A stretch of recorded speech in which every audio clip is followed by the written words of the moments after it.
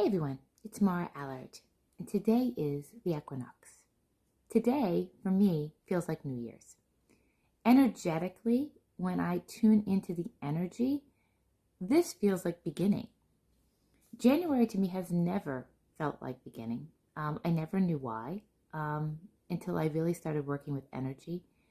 It's dark, it's typically cold depending where you live, it's bare, and it doesn't feel like a new beginning. Today, it's equal parts light and dark. It's balance. Things begin to bud and bloom in the Northern Hemisphere. And it feels like a renewal. It feels like when the time is to go forward and start new things and begin to germinate what's been going on so that it can bloom. It never felt right to me in January personally. It did not feel like the time to start. Now does. So happy equinox. I pulled a card and it's very interesting. I'm going to read it. I usually don't read them all the time, but I'm going to read it because it hit the nail on the head for equinox. To be fair. To be fair. Balance. These are the meanings. Balance, justice, the need to consider options, mutual benefit, the laws of cause and effect. Life offers experiences that are challenging and experiences that are nourishing. Yet over time, they strike a balance. You move from stasis to doing. So winter to spring, from stasis to doing. From discovering to loving, to letting go, to begin again. Life is a pendulum, swinging between all of these states. You will always oscillate back and forth between doing and being. If you are not content with where you are at this moment, remember that all experiences have their place. Accept them without judgment, and you will see how the universe adjusts in perfect balance. You reap what you sow. Wondrous things will be revealed now. All about balance in our lives. And this is what today is about, equal balance. Yin and yang, dark and light, perfectly balanced. And how do we balance our life? It's going to always swing. We don't want to acknowledge it's going to swing, but we're going to swing between the light and the dark. We have both within us. It is bringing everything to balance. And so this brings me to a story from yesterday about bringing things into balance, but giving and receiving. To have balance, you must do both. I met a new person here where I moved to, friend, and she invited me to her property, which was indeed magical. She built her home, and she didn't even know when she built it that she was building it on all of these beautiful pathways that had waterfalls. So we took a walk through these meadows and hills with these winding creeks and waterfalls, and she showed me places where she had tied a bow, and it was the third bow over the last few years she had tied on a tree as a thank you. She had placed rocks in certain places. She is a musician, and she occasionally brings her flute out or harmonica out into nature to play. Why is she doing that? She's giving back. She said, it gives me so much. This beauty feeds me so much. How can I give back to it? How can I give back? We take for granted so much of what we have, and a lot of it is nature. We feel like it's going to be there forever. We hear about things, pollution, climate control, but we forget.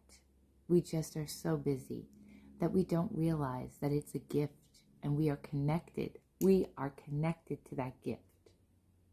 And that gift that nature has a vibration. It has a voice. It has a spirit.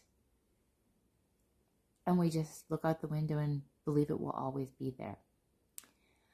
I've moved and I've been working with the land, but I connected to the tree in our backyard this morning. And I actually started to cry. There was extreme sadness in this tree. And I asked how I could help it. And it said that it needed nourishment. The tree, this beautiful, I can see it out the window, this beautiful old tree is in need of nourishment. Now, for me, I work with land spirits, and I was energetically able to shift the energy of the land to help its roots gain more nourishment. But it was just, that's what I could give back. This woman gave back a bow. This woman gave back, put some pretty rocks in a circle. She brought her flute out. There are little ways, to help the earth. Depending where you live, do you bring paper bags or your own bags to the grocery store? Do you compost instead of just putting everything in a landfill? They take work. They take effort.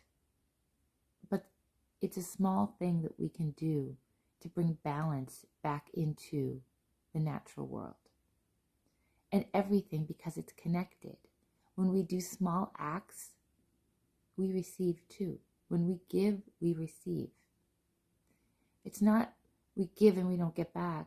We give and receive. It's a give and take. It's black and white. Dark and light.